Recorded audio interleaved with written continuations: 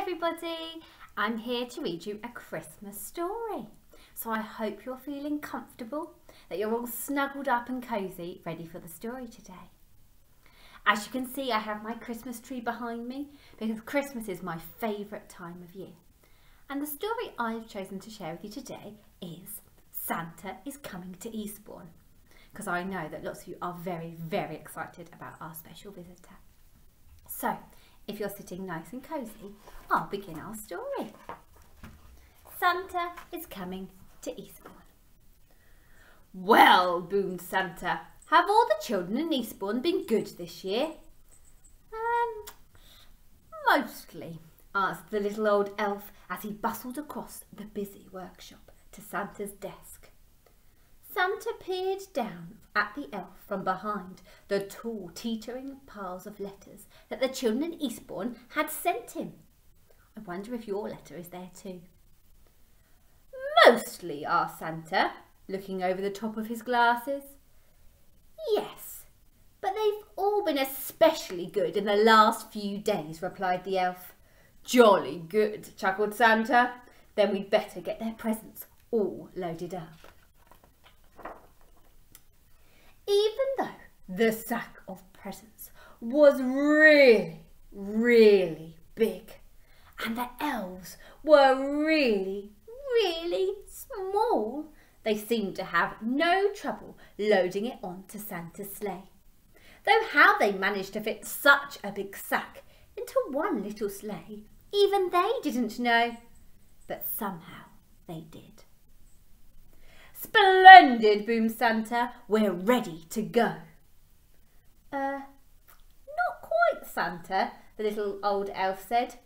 One of our reindeers is missing. Do you remember when Santa came to Pashley and his reindeers had gone walking off? Those reindeers sound rather tricky. Missing? Which reindeer is missing? Asked Santa. The youngest one, Santa, said the elf. It's his first flight tonight. I've called him and I've called him, but...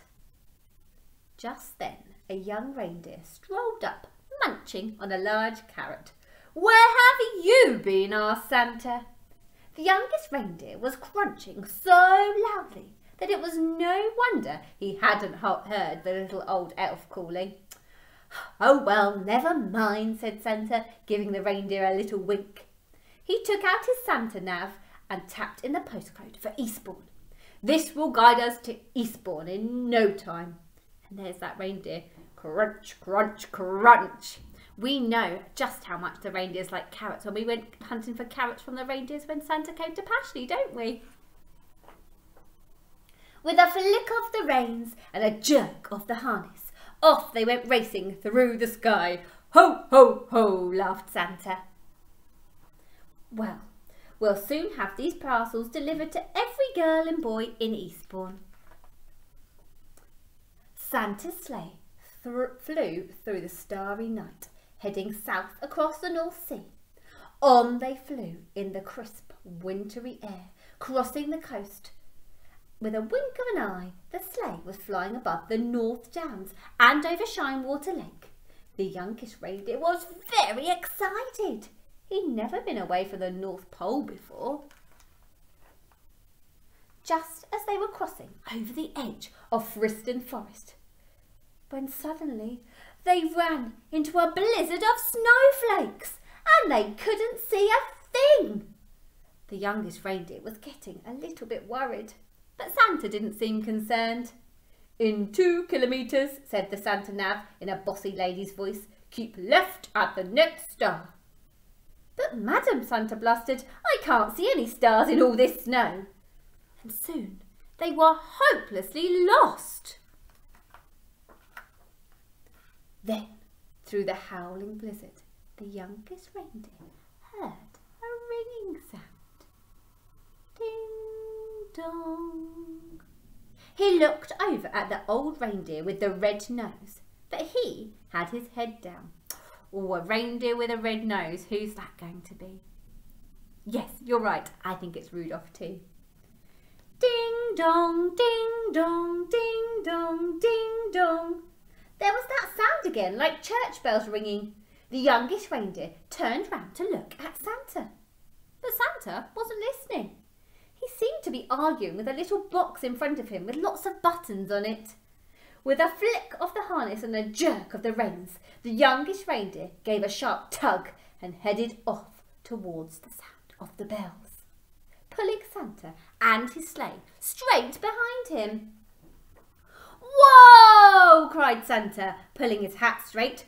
"What's going on?" And then to his surprise, he heard a ringing sound. "Well done, young reindeer," he shouted cheerfully. "It must be the bells of the town hall clock. Don't worry, children, Santa is coming." But suddenly, crunch! The sleigh hit something as it plummeted through the snow clouds. "You have arrived," said the Santa Nav unhelpfully. Finally, when the snow had died down and the clouds had parted, Santa discovered exactly where they are.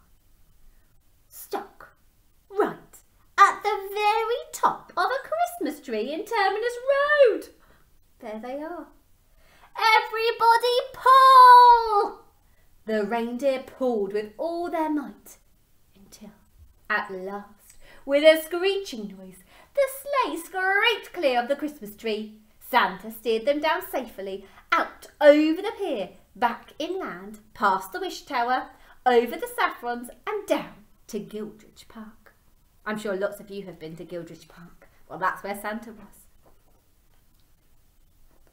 Luckily, there was no real damage done, but the parcels had all been a bit jumbled up. Santa quickly sorted the presents into order again. "Right," said Santa. "Thanks to this young reindeer, I know where we are now. Don't worry, children, Santa is coming."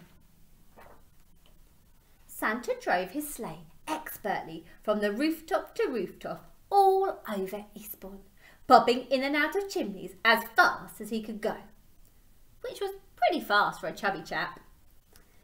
There were big chimneys in Little Chelsea and small chimneys in Littleton.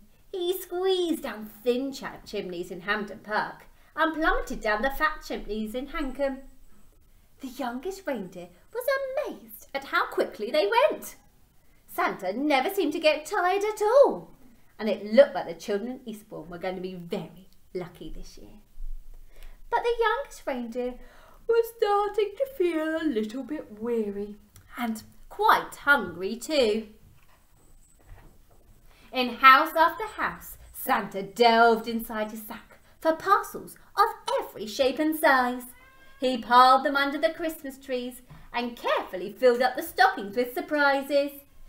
In house after house, the good children of Eastbourne had left out a large mince pie, a small glass of something and a big crunchy carrot, which we know the reindeers love.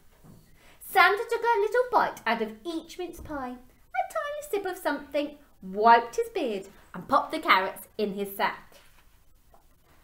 From seaside to downside, from Ratton to Robmill, from Langley to Pevensey and all the paces in between, Santa and his sleigh visited every house in Eastbourne.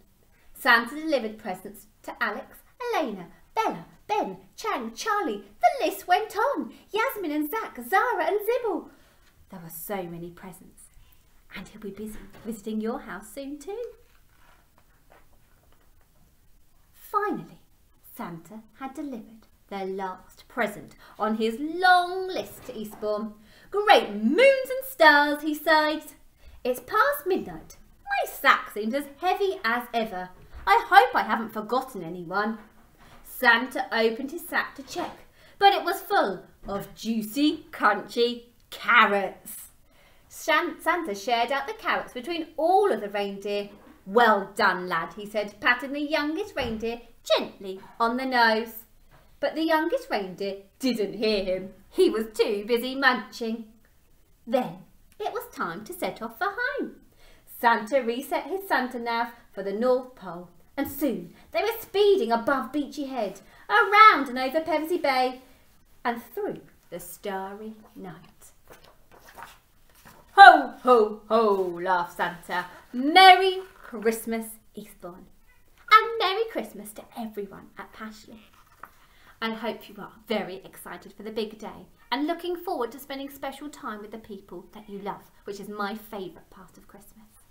Thank you for joining me for my story, and I hope you all have a really wonderful Christmas. Goodbye.